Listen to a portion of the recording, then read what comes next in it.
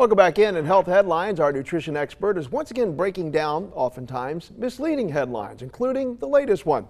Cutting ultra-processed foods can double your weight loss. Really? All right, Dr. Beth Kay joins us now to explain what the research really says about this. She joins us by Zoom. Good morning. Good morning, Mike. I think it's important we first define what ultra-processed means. Right, ultra-processed, this is a system that they are categorizing foods based on the level of processing. And there are several levels, there are 4 levels, and they go from minimally processed all the way up to ultra-processed foods. And you hear a lot in the headlines about these. And we're going to talk a little bit about a study today that last week came out, and it was a little bit exaggerated, but still very interesting. Well, so let's talk about that. So let's say if I cut out my Twinkies, am I doubling my weight loss? Right. So what this study was, Mike, it was an 8-week study. It was a very well-designed study. It was one of those randomized controlled trials where they assign people to different groups and then study what happens with an intervention. It was done in the UK.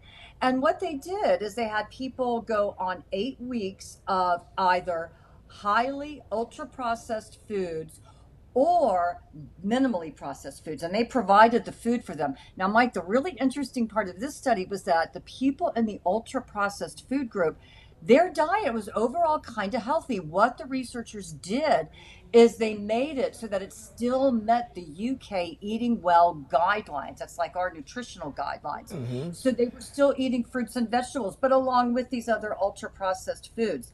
And what they found was this doubling of the weight loss in the people with the minimally processed foods. But there's a little caveat there, Mike. You and I have talked about this idea of relative risk or relative benefit.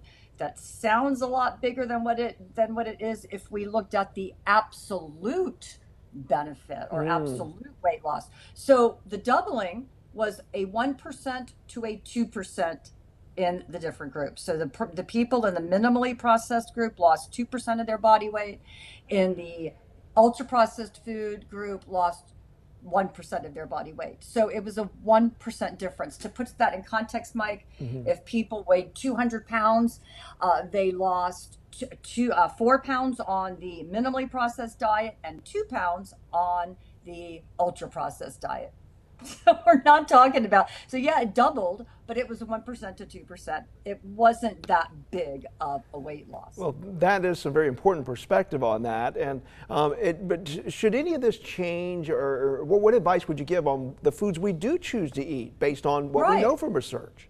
Well, one of the things that I really liked about the results of the study that not a lot of people paid attention to is that even the people on the ultra-processed food diet, they lost weight because they were eating healthy foods like fruits and vegetables. So it didn't make them gain weight. They actually lost some. And Mike, some of the heart figures here were pretty interesting. The people on the low minimal processed food diet, their triglycerides went down. But you know what happened to the people in the ultra processed group? Their LDLs went down. Really? Well, they did not in the other group. So what does this say? I think the big message here, Mike, is that you can eat some processed foods, ultra-processed foods, focus more on getting the healthy stuff in. And Mike, one of the things that I do not like about this whole ultra-processed food system is the way they categorize the foods, because it's based on processing, not on nutrient content.